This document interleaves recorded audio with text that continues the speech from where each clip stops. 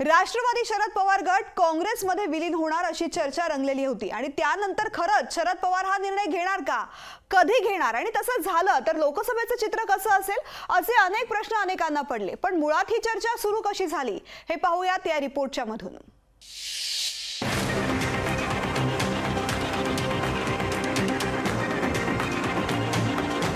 1999 साली काँग्रेसमधून दुसऱ्यांदा बंड करून राष्ट्रवादी काँग्रेसची स्थापना करणारे आणि संस्थापक अध्यक्ष शरद पवार पुन्हा काँग्रेसचा हात धरणार अशी जोरदार चर्चा रंगली। महाराष्ट्राच्या राजकीय पटलावर ही चर्चा सुरू झाली। अजितदादांच्या बंडानंतर केंद्रीय निवडणूक आयोगाच्या दरबारात राष्ट्रवादी हे नाव आणि पक्षचिन्ह अजित पवार गटाला मिळाले। अशातच हतबल झालेला शरद पवार गट काँग्रेसमध्ये विलीन होणार अशा वावड्या उठल्या। शरद पवार गटाच्या आमदार खासदारांची मोदी बागेत बैठक सुरू होती आणि याच बैठकीत शरद पवार आपला पक्ष काँग्रेसमध्ये विलीन करणार अशा जोरदार चर्चा सुरू झाल्या। त्याला संदर्भ होता मंगलदास बांदल यांनी केलेल्या खळबळजनक वक्तव्याचा। पुणे जिल्हा परिषदेचे माजी सभापती मंगलदास बांदल यांनी शरद पवार गट काँग्रेसमध्ये विलीन होण्यासंदर्भात चर्चा सुरू असल्याची हिंट दिली। शरद पवार गट काँग्रेसमध्ये विलीन करणार अशा काही चर्चा आहेत का बैठकीमध्ये? शरद पवार गट काँग्रेसमध्ये आता तो राष्ट्रीय पातळीवरचा विषय आहे, चालू आहे, चर्चा चालू आहे। पण मंगलदास बांदल यांचा राष्ट्रवादी शरद पवार गटाशी कोणताही संबंध नसल्याचं स्पष्टीकरण शरद पवार गटाचे नेते आणि पुण्याचे शहराध्यक्ष प्रशांत जगताप यांनी म्हटलंय आणि काँग्रेसमध्ये विलीनीकरणाच्या बातम्यांचा इन्कारही केलाय।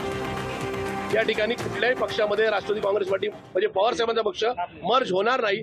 आम्ही आमचं जुनं चिन्ह जुनं नका नाव मिळवण्यासाठी प्रयत्नशील आहोत, पण ते जरी नाही मिळालं तरी येणाऱ्या लोकसभेला आणि विधानसभेला आम्ही नवीन नाव आणि नवीन चिन्ह घेऊन या ठिकाणी जनतेपर्यंत जाऊ।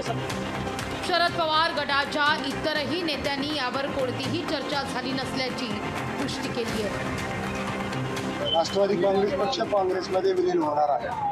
मला कुठला राष्ट्रवादी म्हणजे आता दोन आहे ना, मला काही यातली माहिती नाही। बातम्या करता कोण म्हणताय?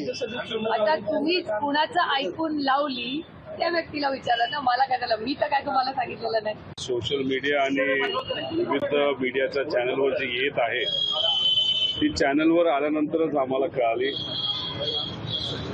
त्या बाबतीतली कुठलीही चर्चा आमच्या या बैठकीमध्ये झालेली नाही, त्यामुळे त्याच्यात काही तथ्य नाही एवढंच या ठिकाणी मी सांगेन।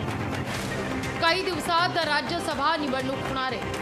विधानसभेतील संख्याबळानुसार त्या पक्षाचे उमेदवार राज्यसभेवर निवडून जातात। पण महाराष्ट्रातील 2 पक्षांचे 4 पक्ष झाले आहेत। पण सभागृहात ठाकरे आणि पवार गटाला मान्यता मिळणं अजूनही बाकी आहे। अशात राज्यसभा निवडणुकीत शरद पवार गट आणि ठाकरे गटाच्या आमदारांच्या मतदानाबाबत महाराष्ट्र विधानसभेकडून निवडणूक आयोगाला पत्र लिहून स्पष्टता मागण्यात आली आहे। त्यामुळेच तर शरद पवार गटाविषयी विलीनीकरणाच्या वावड्या उठल्या तर नाही ना असा सवाल उपस्थित होतोय। चंद्रशेखर भांगेंसह ब्युरो रिपोर्ट, लोकशाही मराठी, पुणे।